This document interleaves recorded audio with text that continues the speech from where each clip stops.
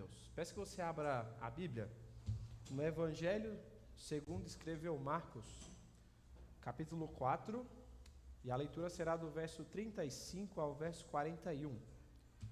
Marcos, de 35 a 41. Evangelho de Marcos 4, 35 a 41. Eu farei a leitura, peço que você acompanhe aí na sua Bíblia com atenção. Assim diz a palavra do Senhor. Naquele dia, sendo já tarde, Jesus disse aos discípulos: vamos passar para outra margem. E eles, despedindo a multidão, o levaram assim como estava no barco, e outros barcos o seguiam. Ora, levantou-se grande temporal de vento, e as ondas se arremessavam contra o barco, de modo que o mesmo já estava se enchendo de água. E Jesus estava na polpa, dormindo sobre o travesseiro. Os discípulos o acordaram e disseram: Mestre, o Senhor não se importa que pereçamos? E ele, despertando, repreendeu o vento e disse ao mar: acalme-se, fique quieto. O vento se aquietou e tudo ficou bem calmo. Então Jesus lhes perguntou: por que vocês são tão medrosos? Como é que ainda não têm fé? E eles, possuídos de grande temor, diziam uns aos outros: quem é este que até o vento e o mar lhe obedecem? Até aqui a leitura da palavra do Senhor. Oremos. Senhor, nós estamos, ó Deus, reunidos diante de Ti como Teu povo, e a palavra foi lida. E agora a nossa expectativa, Senhor, aqui como povo Teu, é que o Senhor fale conosco. É que o Espírito Santo nos ajude a entender aquilo que será pregado, que nosso coração esteja preparado para receber e que essas verdades continuem transformando a nossa vida e nos fazendo mais parecidos contigo. Essa é a nossa oração e a nossa esperança, em nome de Jesus. Amém. O tema do nosso sermão de hoje é este: não tenha medo, Cristo está conosco. E eu já lhe deixo tranquilo que não é um sermão de autoajuda, tá bom? Fique em paz que não é isso. Vocês vão entender ao final por que eu coloquei esse tema: não tenha medo, Cristo está conosco. Deixa eu fazer uma pergunta aqui. Você já viveu na sua vida algum momento, alguma situação de grande medo?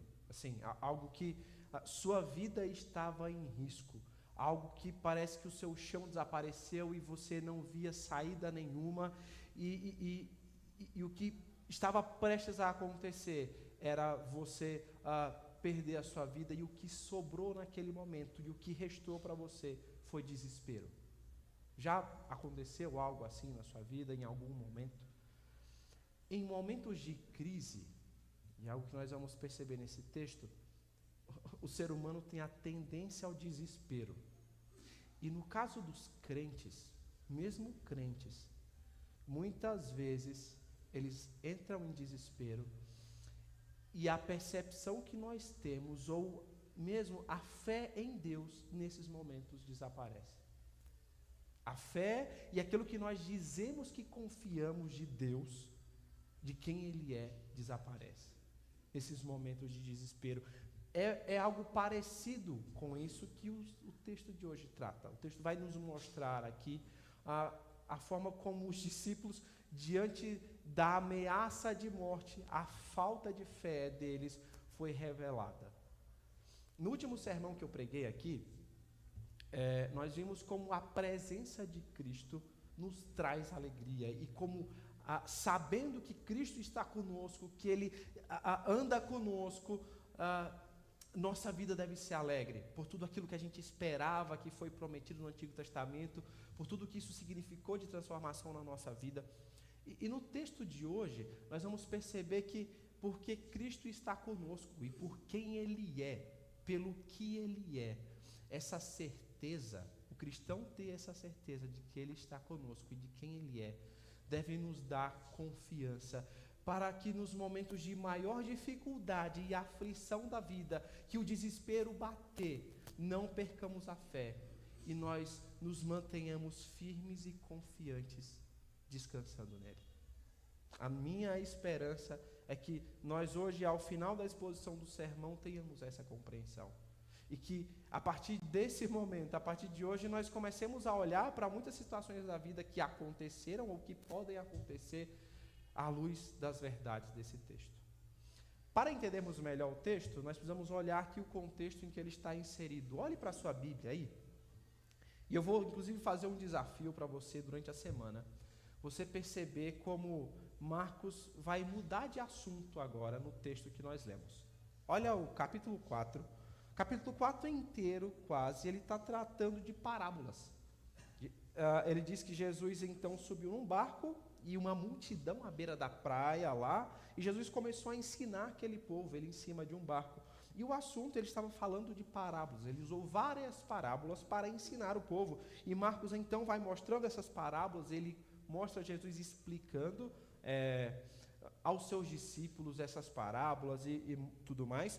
E aí, no verso 33, isso eu quero que você observe em casa.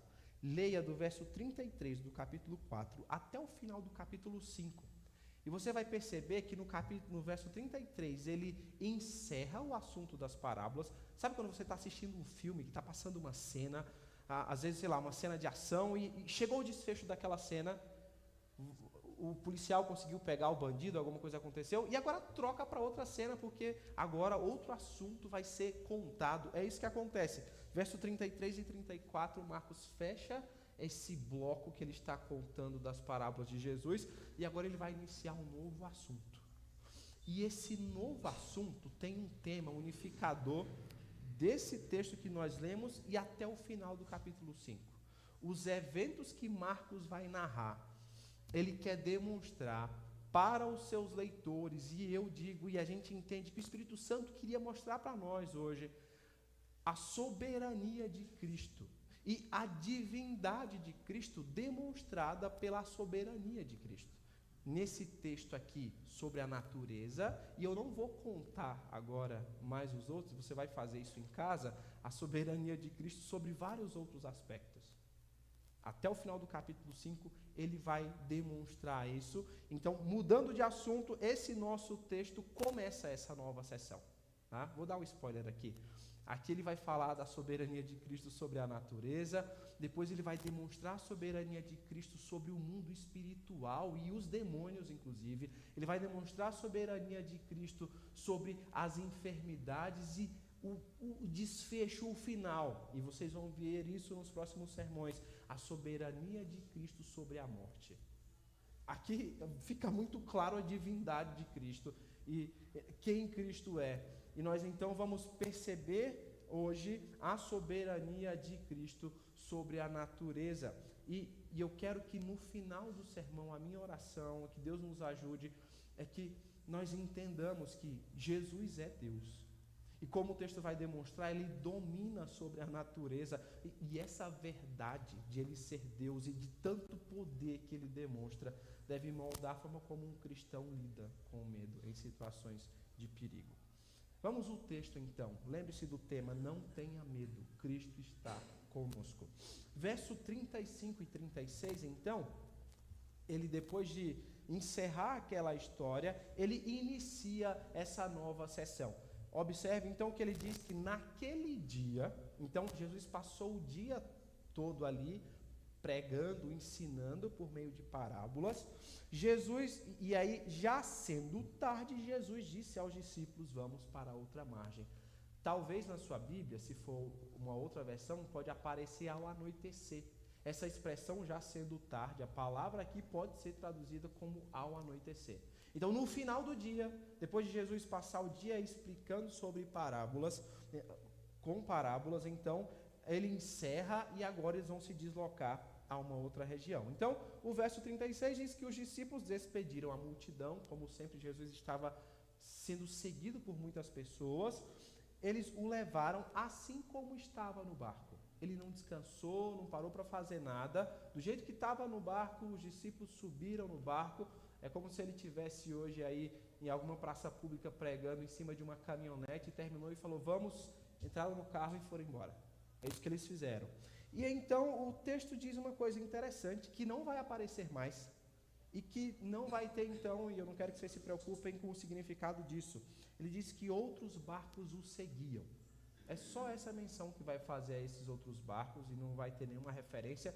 E o que ele está demonstrando aqui era a popularidade de Jesus. Quem tinha barco naquela região era como ter o carro, seguia Jesus para onde ele ia. Então eles seguem e vão àquela região. Era muito comum. Observe aí como Marcos coloca isso com muita naturalidade. Eles iam viajar de barco por aquela região, aquilo era muito comum naquela época, né?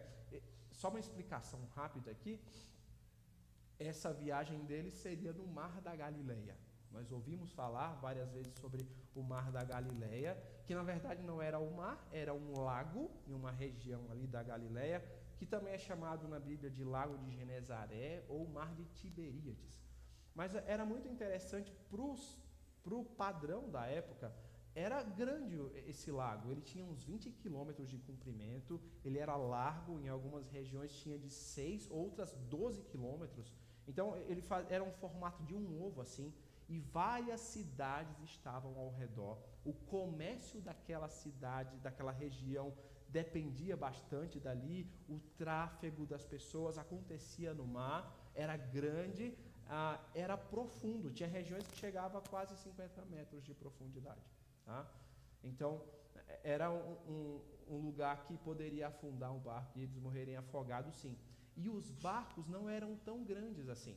Inclusive, se você tiver curiosidade, depois você digita em casa lá no Google, Barco da Galileia. Em 1986, os arqueólogos encontraram um barco enterrado nos bancos de areia.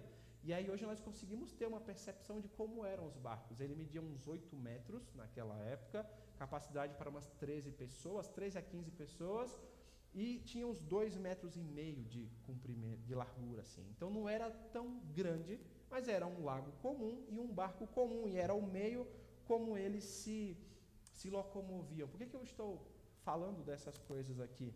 Porque olha aqui o verso 35 e 36, Marcos narra isso como algo muito corriqueiro, ele não coloca nenhum espanto. Mas de repente, no verso 37, a situação muda, e muda completamente. Ele diz que agora levantou-se um grande temporal de vento, e ele começa então a descrever a situação da viagem, que naturalmente seria tranquila e era corriqueira, como algo muito diferente daquilo, e algo muito assustador e aterrorizante. Ele diz que o grande temporal de vento se levantou, as ondas arremessavam-se contra o barco estava se enchendo de água, e pensa, um barco de 8 metros por 2 não deveria ser muito alto, daqui a pouco ia afundar. Com 13 pessoas, Jesus e os discípulos davam 13 pessoas, era a capacidade máxima do barco, né? Comece a pensar então como ficou a mente e o coração dos discípulos. Se tem uma coisa que mais expõe a fragilidade do ser humano, é a força da natureza. Já parou para pensar? Quando tem temporal aqui em São Paulo, aquele que teve ano passado, teve uma hora lá na janela de cá, na porta do apartamento, tem uma janela de vidro grande. Eu fui com a minha esposa para o quarto porque o medo era aquele negócio quebrar e vir em cima da gente. Teve gente lá que quebrou a janela, né? Mas isso é pequeno ainda. Pensa nas enchentes no Rio Grande do Sul. Não importa o quão rico você seja, não importa a região desenvolvida que seja, olha o Japão e os tsunamis. O ser humano, diante da fúria da natureza, é frágil, é muito frágil.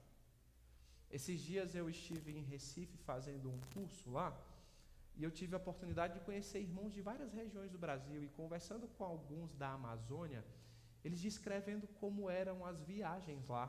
Tem poucas estradas e eles viajam pelo rio Amazonas.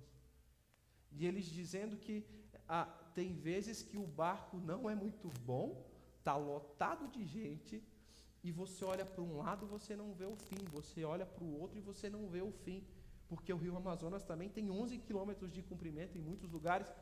se o barco afundar, vai morrer todo mundo. E eles dizem que eles viajam com essa angústia da incapacidade deles de resolverem um problema quando você está diante das forças da natureza. A descrição que Marcos faz aqui é de extremo perigo. Se você vai na praia, às vezes com frequência, e lembra do mar em ressaca, batendo nas pedras, imagina os fortes ventos batendo em um barco pequeno de madeira. Esse lago não era um mar, mas a geografia dele, no meio de montanhas, a forma como o vento passava, criava assim tempestades e ondas que para aquela região, para o tamanho dos barcos, era assim ameaçadora e trazia um grande risco de naufrágio. A situação dos discípulos agora era essa. Depois de o dia inteiro ouvindo Jesus falar, a tranquilidade de seguir aquela viagem acabou. E a tempestade trouxe para eles um grande desespero. E nós vamos ver isso agora na forma como eles acordam Jesus. Mas é muito interessante, porque observe o verso 37, a forma como Marcos descreve o caos que estava acontecendo aí. A lógica é que todo mundo no barco estivesse desesperado com o que estava acontecendo. E o verso 38, olha o que ele diz sobre Jesus. E Jesus estava na popa, dormindo sobre o travesseiro. Não parece fazer sentido aqui a forma como Jesus estava e como ele descreve Jesus com o caos que ele acabou de descrever. E talvez ele faz isso para demonstrar o contraste aqui entre a gravidade da situação e a tranquilidade que Jesus estava. Alguns entendem que essa tranquilidade de Jesus é porque ele confiava na providência de Deus, ele não estava com medo nesse momento por causa da providência, mas talvez isso aqui é porque ele estava cansado mesmo. Ele passou o dia lá ensinando, e aqui um contraste não é entre a fé de Jesus e a falta de fé dos discípulos. O contraste aqui é quem Jesus era, nós vamos perceber isso no texto. Ele estava dormindo porque ele estava cansado, ele passou o dia pregando. Inclusive, a gente vê no nosso texto que tem a palavra travesseiro, mas Jesus não andava com um travesseiro fofinho debaixo do braço, né? Aqui pode ser entendido como um encosto mesmo, alguma coisa que ele encontrou lá no barco, alguma madeira que tinha, um saco de areia lá, alguma coisa, e ele encostou, de tão cansado ele dormiu e dormia profundamente. Possivelmente a tempestade começou depois que ele dormiu. Mas a tranquilidade de Jesus, ou a situação em que ele estava, agora é contrastada com o que os discípulos sentiam. E tudo o que Marcos descreveu no verso 37, da gravidade da tempestade, agora fica claro quando os discípulos acordam Jesus. Olha como eles falam então, no final do verso 38 e início do 39, eles dizem o seguinte: os discípulos o acordaram e lhe disseram: Mestre, o Senhor não se importa que pereçamos? Será que os discípulos aqui estavam achando que Jesus não se importava mesmo com eles? Ou eles estavam pedindo socorro? Tem essas duas possibilidades, mas o caso é que eles estavam apavorados. Eles estavam apavorados e a sensação que eles tinham e o que eles achavam que ia acontecer é que eles iam morrer. Lembra do que eu falei no início? De algumas situações que nós vivemos na vida e a sensação que nós temos é que não tem outra saída, outra solução e que sobra desespero? Era a situação dos discípulos aqui. E eles, não parece que eles esperavam um milagre. Parece que eles estavam pensando: olha, nós vamos todos morrer. O Senhor está dormindo aí, entre em desespero conosco também, talvez. Talvez essa era a situação deles. Mas olha por que Jesus dormia tranquilamente. Depois que os discípulos o acordaram, e eles em todo o desespero, de novo, a linguagem de Marcos demonstra a diferença entre Jesus e os discípulos. Ele, despertando, repreendeu o vento e disse ao mar: acalme-se, fique quieto. O vento se aquietou e tudo se acalmou. Jesus simplesmente levantou do barco, levantou do sono, virou para a natureza e deu uma ordem. Meu irmão, se imagine diante de um tsunami chegando para você. O que você pode fazer? Nada. E Jesus se levanta, dá uma ordem e o mar obedece. Lembra do que eu falei do propósito de Marcos em registrar isso nessa sequência e desse jeito? Isso aqui fica muito claro. Por que que Jesus age dessa forma? Tem um outro caso na Bíblia parecido com esse, que é o caso de Jonas. E os marinheiros vão desesperados acordar Jonas, eles vão jogar Jonas lá no mar, e eles clamam a quem? Para livrá-los da morte. Eles clamam a Deus, e Deus os livra da morte. Aqui, quem faz isso? Quem salva aqueles que acordaram? Foi o próprio Jesus.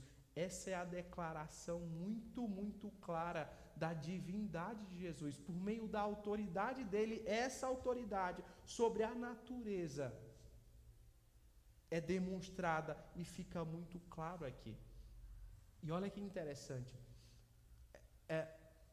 Os discípulos já vinham acompanhando Jesus há muito tempo. Eles já tinham visto ele expulsar demônios, curar pessoas. Eram coisas extraordinárias.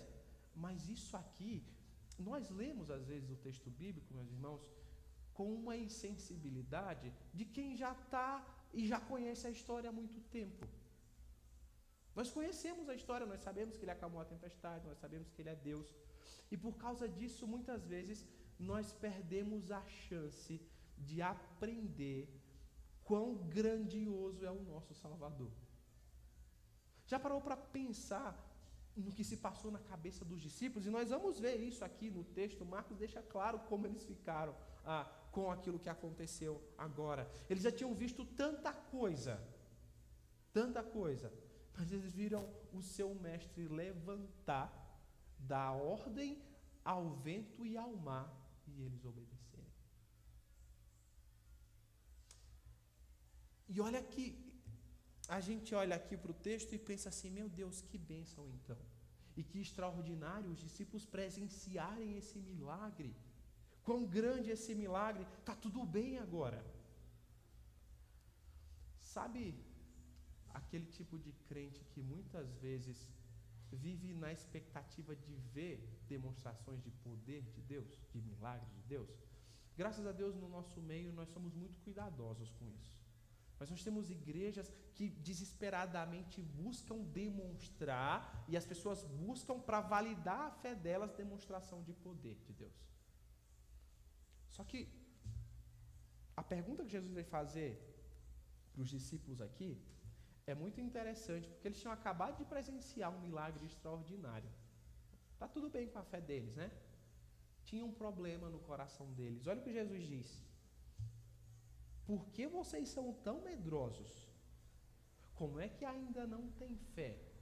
Como é que depois de andarem comigo por todo esse tempo, como é que depois de ouvirem tudo que eu tenho falado, tudo que eu tenho feito, vocês entraram em desespero na tempestade se eu estava no barco? Lembra do tema do sermão? E eu disse que não era um sermão de autoajuda? Não tema, Cristo está conosco. Era isso que os discípulos deveriam ter pensado. Ao menos um deles deveria ter tido essa percepção. Não temamos, o Senhor está conosco no barco, Ele está dormindo ali. Vocês não já viram tudo que Ele fez? Ele não é o Messias prometido que nós esperávamos no Antigo Testamento? Ele está conosco aqui. Descansem. Mas a falta de fé e a incredulidade foi trazida à tona pelo desespero.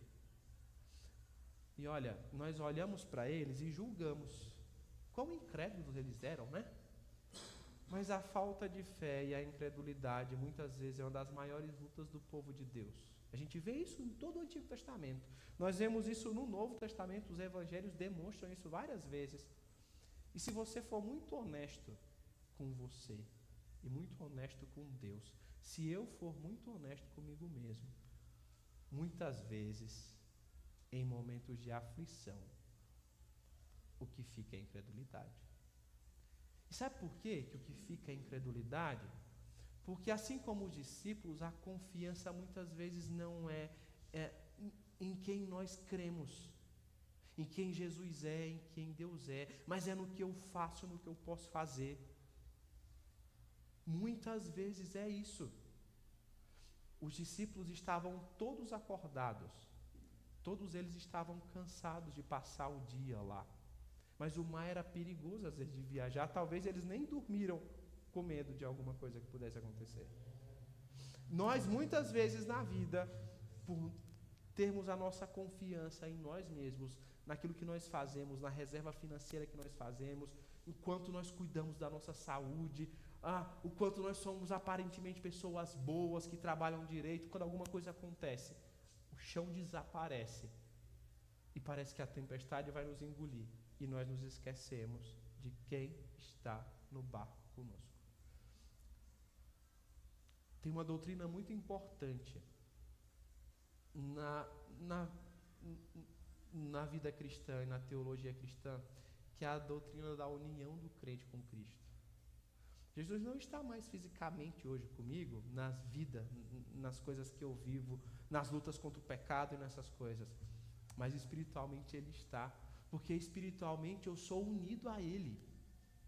Isso não é filosofia, meus irmãos, isso é verdade, é a realidade. Jesus está unido conosco, e espiritualmente nós somos unidos com Ele.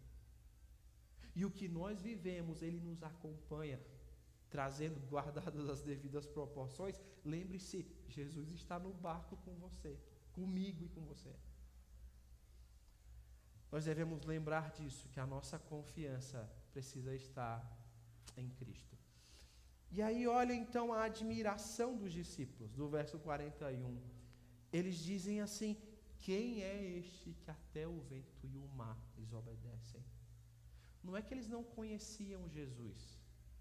Eles sabiam que Jesus era o Messias prometido, eles acompanharam Jesus fazendo tantos milagres, eles já tinham visto tudo aquilo, mas isso foi tão grandioso, tão fora do comum, Jesus dominando a natureza, que eles pensam, Ele pode fazer tudo isso, Ele é tudo isso.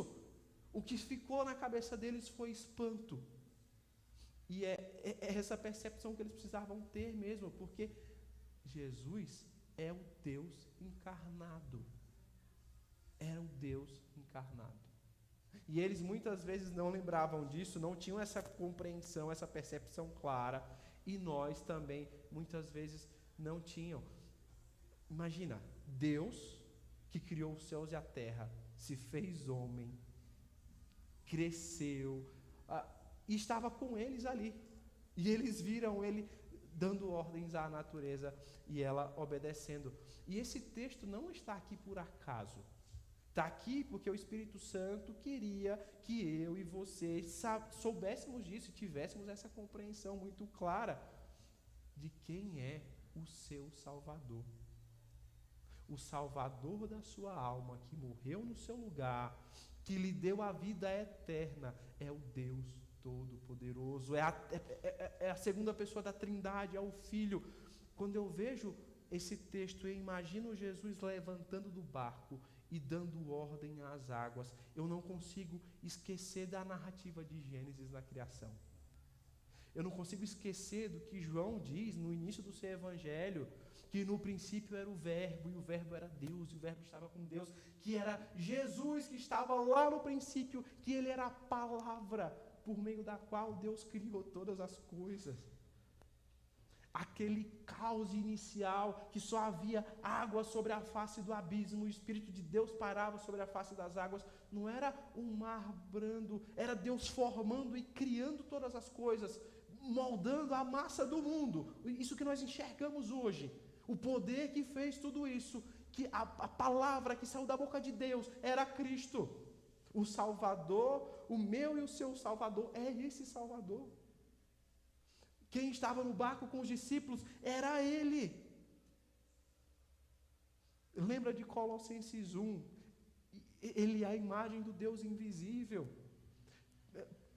Foram criadas todas as coisas dele nos céus e na terra. Lembra que eu disse que esse não é um sermão de autoajuda por causa do tema? Não tema, não tenha medo, Cristo está conosco, é por isso. É por isso. E não é porque Ele vai nos fazer viver uma vida de completa tranquilidade, que Ele vai nos livrar de todos os sofrimentos, que nós não vamos passar por nenhum problema, por nenhuma dificuldade, é que esse é o nosso Senhor. Para concluir, meus irmãos, e eu espero que tenha ficado claro que Jesus é Deus.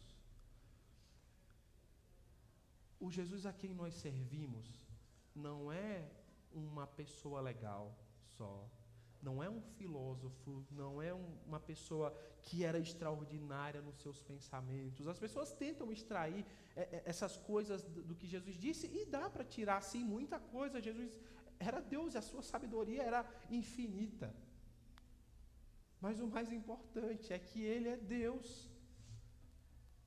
Ele é Deus e nós não podemos esquecer isso.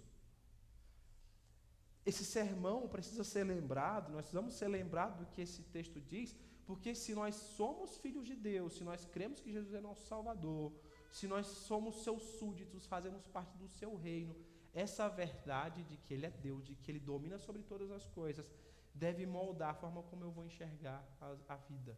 O meu ponto de vista não deve ser a minha insuficiência.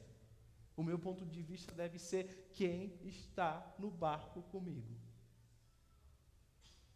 É Jesus que está no barco comigo. E aqui nós devemos aplicar algumas coisas que são muito importantes nesse texto.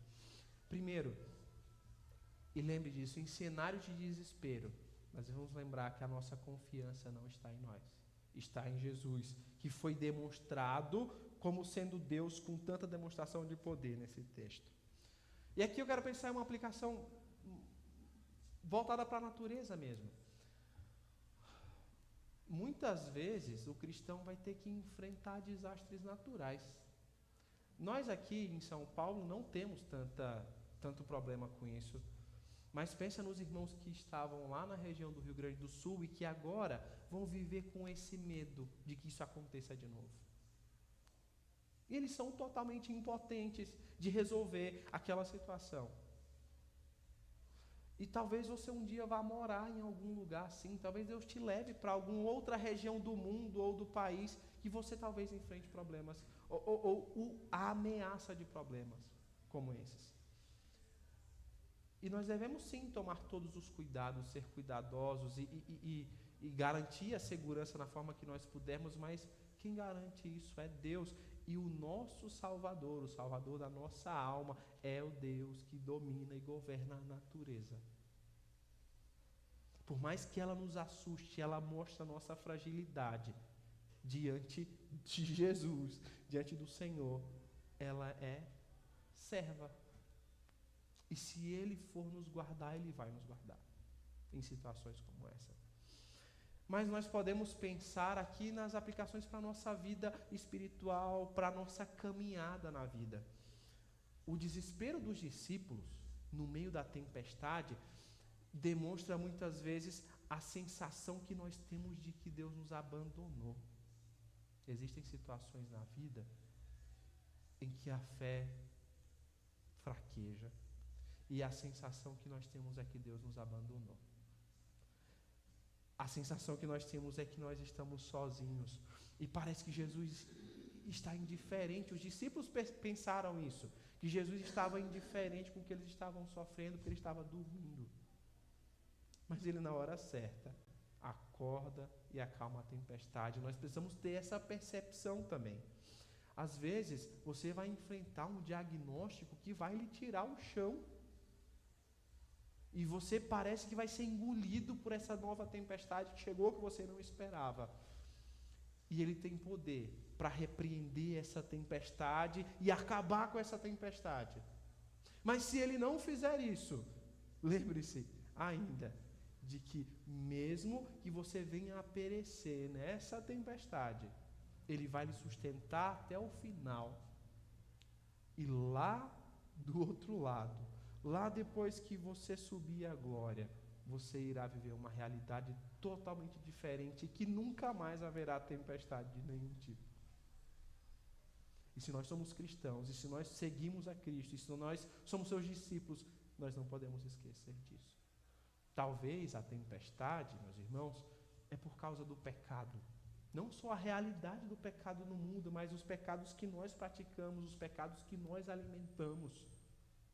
E nós sabemos que o pecado traz consequências, e às vezes essas consequências nós guardamos sozinhos para nós, e parece que isso vai nos sufocar. Em Cristo nós temos perdão.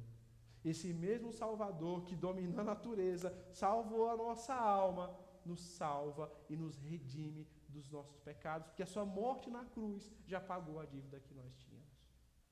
Ou talvez é a tempestade da falta de Deus. Se você caminha a sua vida como se Deus não existisse, ou se Deus, ou se Jesus para você é alguém que você só ouviu falar, você precisa conhecê-lo. Você precisa ser salvo por Ele. Você precisa lembrar quem é esse Jesus, de que a Bíblia fala. Ele salva a alma do inferno, salva da eternidade sem Ele, e salva e conduz a vida aqui em descanso mesmo em meio às tempestades da vida. Que nenhuma outra coisa no mundo pode dar. Dinheiro não pode dar, poder não pode dar, fama não pode dar, nada pode dar. Só Jesus. Esse mesmo Jesus que levanta do barco, que domina a natureza, que é Deus, é o mesmo que diz: vinde a mim, todos vocês que estão cansados e sobrecarregados, e eu vos aliviarei. Tomem sobre vocês o meu jugo e aprendam de mim, porque eu sou manso e humilde de coração, e vocês acharão descanso para a sua alma, porque o meu jugo é suave e o meu fardo é leve. Mateus 11, 28 a 30. E lembrem-se, isso serve não só para quem não é crente, isso serve para os crentes. Os crentes precisam lembrar disso. Precisam largar o seu fardo e a confiança em si mesmo e confiar em Jesus. Porque quando a tempestade chegar, eles descansarão. Porque eles sabem quem é o seu Senhor. Essa é a minha oração, meus irmãos. Que o Espírito Santo nos faça lembrar disso. Que nós nos encharquemos da palavra, do conhecimento, da revelação de quem é o Senhor Jesus. Porque quando essas coisas acontecerem, nós estaremos firmes em meio à tempestade. Vamos orar.